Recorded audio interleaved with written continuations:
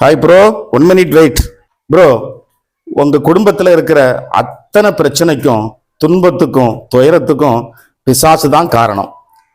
அவனை அடிச்சு துவைச்சு துவம்சம் பண்ணிட்டீங்கன்னு வைங்களேன், அவன் ஓடி போயிடுவான். உங்க குடும்பம் நல்லா இருக்கும். என்ன ப்ரோ, எங்க கிளம்பிட்டீங்க? பிசாசை அடிச்சு துவம்சம் பண்ண போறீங்களா? கொஞ்சம் இருங்க ப்ரோ.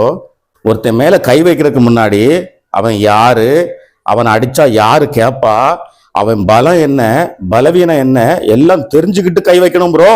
அவன் யாருன்னு, அவன் பலம் என்ன பலவீனம் என்ன தம்பி சொல்லித்தரேன். அவனுடைய பலம் என்னன்னா, கடவுளுக்கு அடுத்தபடியா சக்தி படைத்தவன். அவனால உங்களை உங்க குடும்பத்தை அழித்து ஒண்ணுமில்லாமல் பண்ண அவனால முடியும். இது அவனுடைய பலம். ப்ரோ, அவனுடைய பலவீனம் என்ன தெரியுமா? இயேசுவின் நாமத்துல போட்டா நாயேனா தலைதறிக்க ஓடி போயிடுவான்.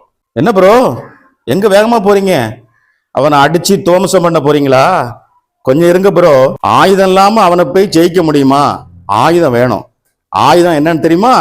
ஏசப்பா பாதத்துல உட்கார்ந்து, ஏசப்பா நீரே உயிருள்ள தெய்வம், உண்மையுள்ள தெய்வம், பிசாசை ஜெயித்தீங்க, என் பாவத்தை மன்னிங்க, நான் உமக்கு பிள்ளையா மாறேன்னு சொல்லி ஒப்பு கொடுத்து ஜெபம் பண்ணிட்டு பிசாசிட்ட போய் இயேசுவின் நாமத்துல போடா நாயே அப்படின்னு சொல்லுங்க.